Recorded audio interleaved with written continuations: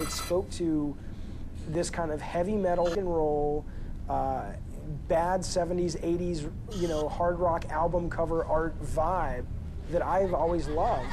Twisted Metal is a lobe in my brain.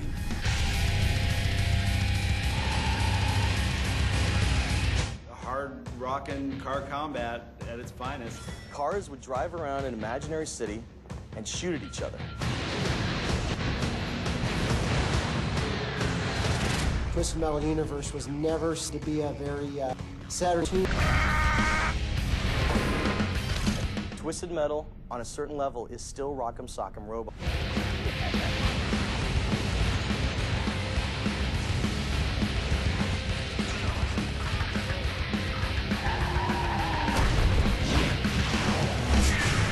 There's a spirit and a soul to the Twisted Metal universe, and it's American, and it's rock and roll, and it's underdog, and it's scrappy, and it's kind of heavy metal.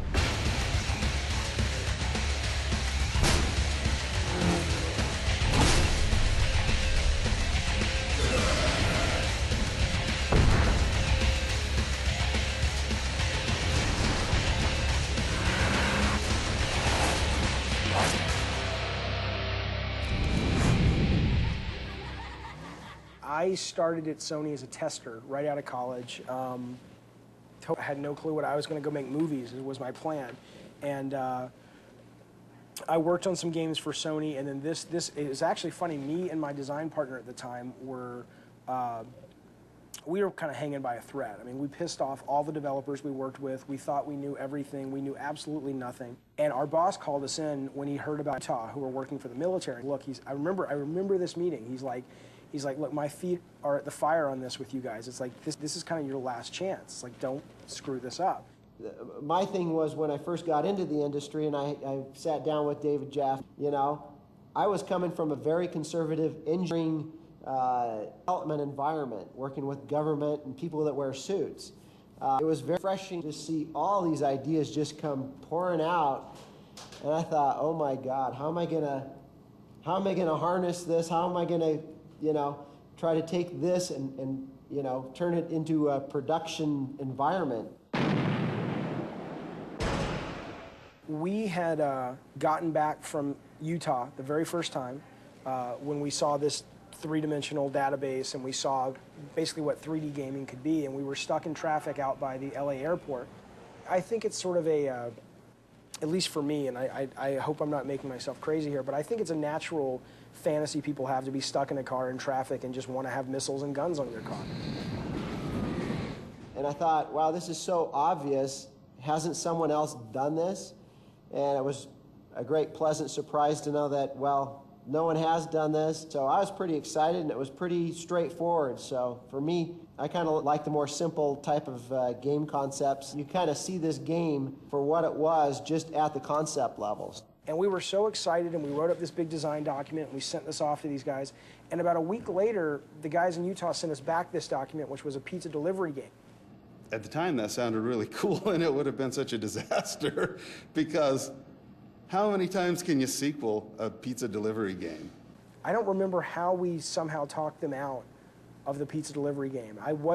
I'm not very articulate now, and I certainly was less articulate then, and it may have simply been me on a phone call going, are you out of your mind? When the game was shown to Ken Kutaragi out in Japan, and this was towards the end of the game, his comment was, when are we going to replace these graphics with real graphics? That feedback got back to us and the team, and we were just like, what the hell? It's like, we don't have time to change these graphics. They are what they are. The other interesting comment that the Japanese had, a request to switch the weapons out for, instead of firing missiles, firing food groups like vegetables and fruit. We were pretty sure that Sony Japan was not real happy with the title. We had this focus test with these hardcore gamers that came in, and they just tore the game apart. This was towards the end of it. We were about to put it into marketing, get money from marketing to advertise it, and they played it, and it was the whole night they were making fun of it. Yeah, the description of it was, it's a fighting game in cars. And so the focus test was comprised of hardcore fighting gamers. And they just didn't really get, how this was a fighting game in cars. I said, I'm going to start looking for a new job tomorrow because they're going to fire me because this is a disaster. And it turned out not to be. It turned out that we ended up, and I was stunned because somebody told me, oh, you guys got Game of the Year. And I'm like, what are you talking about, right?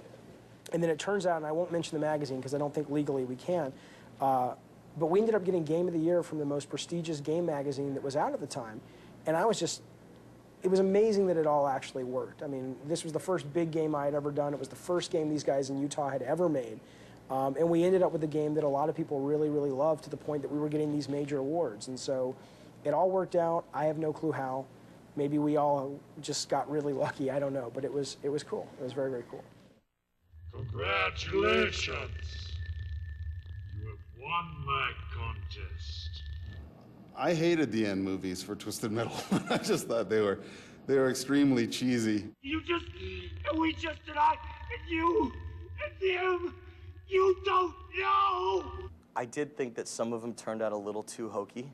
I am the winner, and you are my prize. If the movies somehow had wound up in the game, it might have hurt Twisted Metal 1. I didn't realize any of this at the time. I thought I was making, my calling card into Hollywood. You'll drive forever. What do you say, Mr. Cage? Sounds good to me, baby. They were terrible stories, and they were terribly written. I think that was part of the charm and appeal to them. But first and foremost, I think some of the content was, very offensive to some of the people on the team.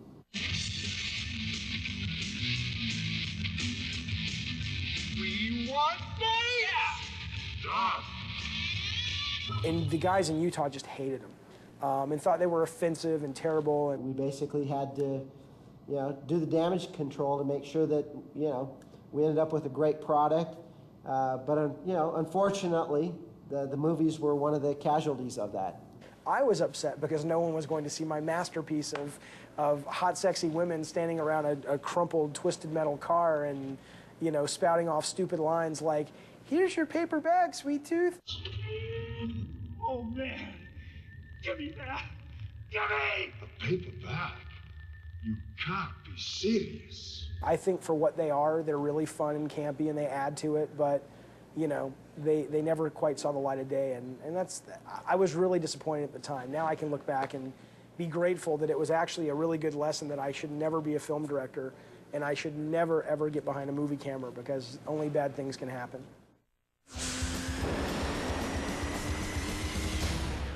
We thought Twisted Metal 1 was a flop. We didn't know if we had careers left at Sony. Luckily, it was good enough to warrant a sequel, and that's when we were able to really kind of pull out all the stops and do a lot of things that we wanted to do with the first version. We really, were excited to get into the second one because then we felt like we knew, really how to make it the game that we wanted to play. We knew that Sony wanted to do a sequel, and I know Jaffe, Michael Jackson and I were really excited to basically put in a lot of the things that we didn't do and improve on a lot of the things that really sucked in Twisted Metal 1. The darkness, the graphics, the controls, the list goes on.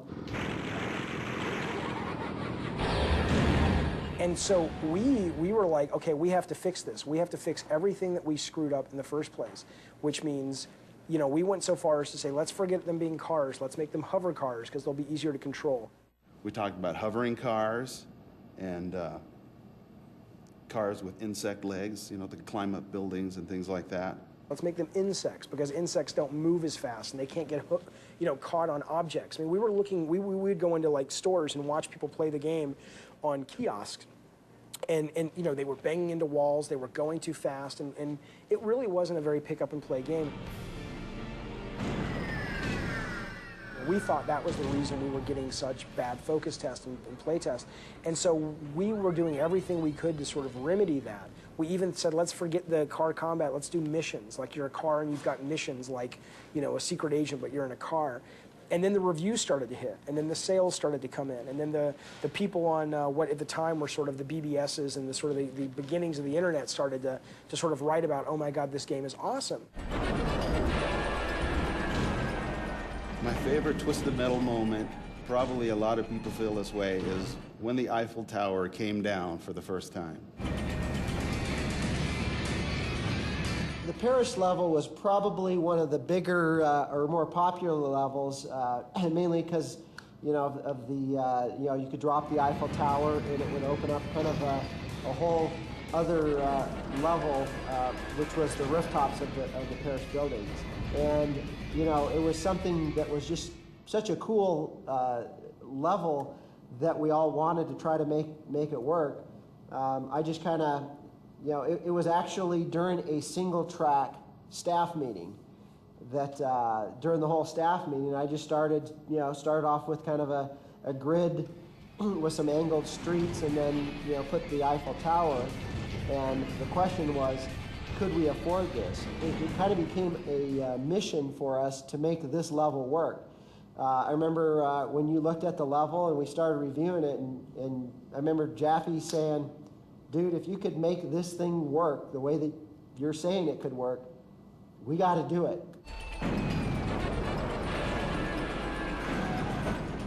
I have to say, because of the graphic style, I never really thought that there was any sensitive nature up until a member of the French press came to Single Track to look at some of the levels, and he was quite offended when he saw the Eiffel Tower go down. It kind of just fueled everybody to kind of get more wacky and destroy more sensitive type of icons.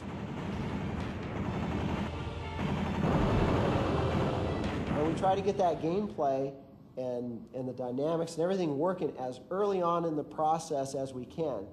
That way we get gameplay kind of leading the development and production charge, and that, you know, in our case, that's always first and foremost, gameplay, gameplay, gameplay. I loved working on the mechanics of Twisted 2. I love the idea of, can we build depth into the gameplay? Can we build strategy into the level design? I thought that was really, really exciting.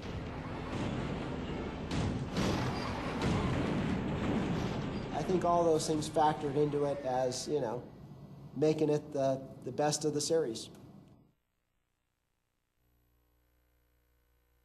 Doing Twisted Metal 1 and Twisted Metal 2 took an enormous toll on, you know, myself and the rest of the team.